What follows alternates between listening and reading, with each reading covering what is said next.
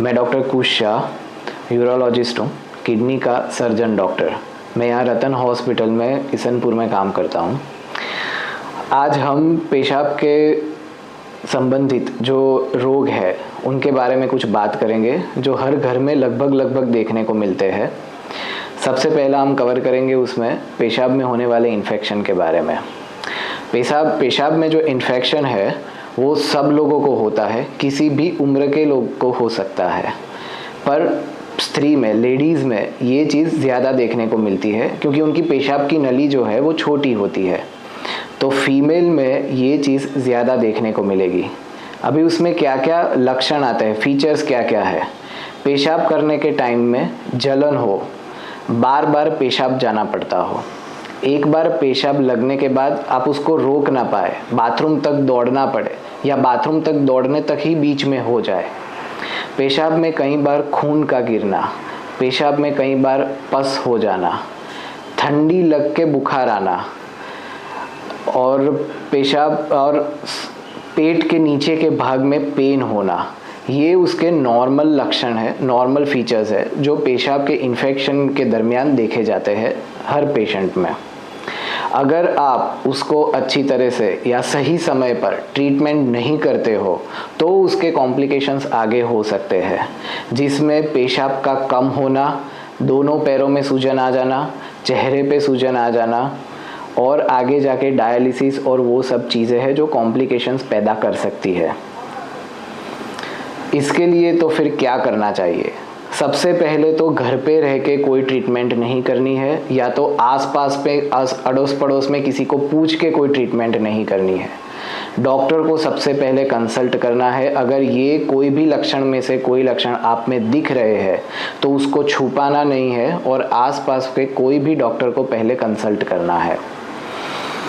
इसके treatment options क्या है, इसमें क्या कर सकते हैं?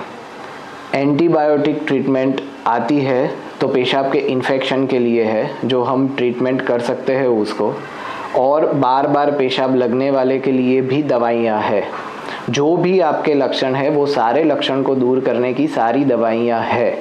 घर पे ट्रीटमेंट करने की कोई ज़रूरत नहीं है उसके लिए। क्या क्या हम घर पे कर सकते हैं दूसरी बार ना हो?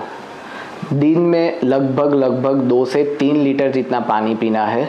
पानी ज़्यादा पियोगे तो पेशाब का हाइड्रेशन, आपके बॉडी का हाइड्रेशन जो है वो अच्छा रहेगा और पेशाब जो है वो कॉन्सनट्रेटेड नहीं रहेगा। बैक्टीरिया, अगर कोई इन्फेक्शन भी होता है तो वो फ्लश हो जाएगा। तो लगभग दिन में 2 से 3 लीटर जितना पानी पीना है। किसी भी फॉर्म में आप लिक्विड ले सकते हो, आप नींबू पानी भी ले सकते हो, आप छाछ भी ले सकते हो, कोई भी फॉर्म में लिक्विड आपको 2 से 3 लीटर जितना पीना है। फ्रूट जो खट्टे हो वो फ्रूट जूस ज़्यादा ले सकते हो। फीमेल में बार बार अगर ये होता है तो उसको रोकने के लिए क्या कर सकते हैं? हाइजीन, मतलब स्वास्थ्य करना बहुत ज़रूरी है। फीमेल को एवरी मंथ जो मेंस्ट्रुएशन होता है उसमें जो वो पैड्स पहनते हैं वो पैड्स अच्छे से चेंज करना चाहिए, एवरी टाइम अच्छे से साफ़ करना चाहिए। अगर बाहर के शौचालय में अगर आप यूरिन करने के लिए जाते हो तो वो साफ़ सुथरा होना चाहिए, वो चेक करना चाहिए। अगर नहीं है तो पेशाब करने के बाद अपने प्राइवेट पार्ट को क्लीन करना चाहिए।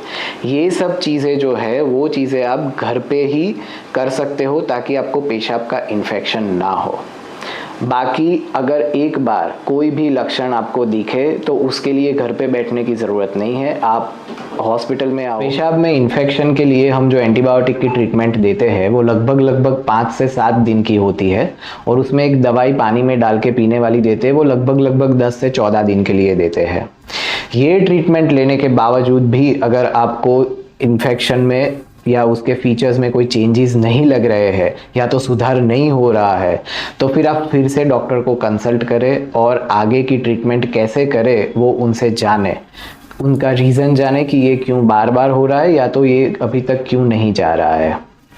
कॉम्प्लिकेशंस जो होते हैं उसमें हॉस्पिटलाइजेशन की यूजुअली ज़रूरत पड़ती है, बाकी घर पे इसकी ट्रीटमेंट आप कर सकते हैं। हॉस्पिटलाइजेशन में हम इंजेक्शन के द्वारा एंटीबायोटिक और बाकी की ट्रीटमेंट देते हैं और कुछ ब्लड इन्वेस्टिगेशंस और अल्ट्रासोनोग्राफी करवाते हैं। बाकी कुछ खास उसमें ज़्यादा कुछ होता नहीं है।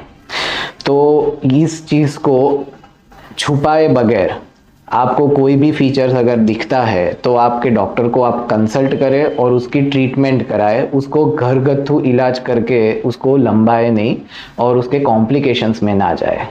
Thank you.